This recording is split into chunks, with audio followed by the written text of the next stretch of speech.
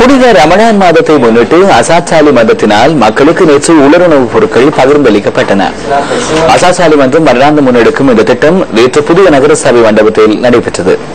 தேசிய ஐக்கிய முன்னணியின் தலைவர் அசாத் சாரியினால் மக்களுக்கு உலருணவுப் பொருட்கள் வழங்கப்பட்டதுடன் ஐக்கிய அரபு ராச்சியத்தின் இலங்கைக்கான உயிர்ச்சாணிகள் ஹமீத் கசீம் அல் முல்லாவும் இந்த நிகழ்வில் கலந்து கொண்டிருந்தார்.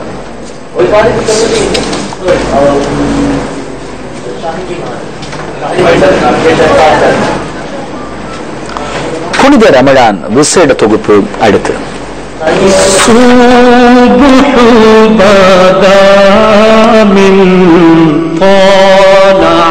மனிதர்களுக்கு புனிதம் பல சேர்க்கும் அருள் நிறைந்த இந்த ரமலான் மாதத்தில் அல்லாஹ்வின் கூலிகளை அள்ளிப்பெற முயற்சிக்க வேண்டும்.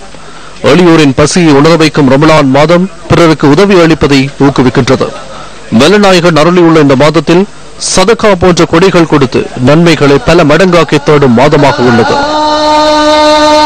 அல்லாஹ் தஆலா இந்த ரமலான் மாதத்திலே நோன்பு கடமையாக்கப்பட்டதனுடைய நோக்கத்தை பற்றி குறிப்பிடுகின்ற போது தக்வா என்ற விரயச்சம் இந்த ரமலானுடைய நோன்பின் இலக்குகளில் எதிர்பார்ப்புகளில் ஒன்றாக இருக்கின்றது. இந்த நோன்பின் ஊடாக ஒரு மனிதன் அல்லாஹ்வுக்கும் தனக்கும் இடையில் உள்ள உறவை மிகவும் வலுப்படுத்திக் கொள்வதற்கும் அந்த அல்லாஹ்வுடைய கடமைகளை நிறைவேற்றுவதற்கும் தன்னை தயார்படுத்திக் கொள்ளுகின்ற, தன்னை பயிற்றுவித்துக் கொள்ளுகின்ற ஒரு சிறப்பான ஒரு கடமைதான் இந்த ரமலானுடைய நோன்பாகும்.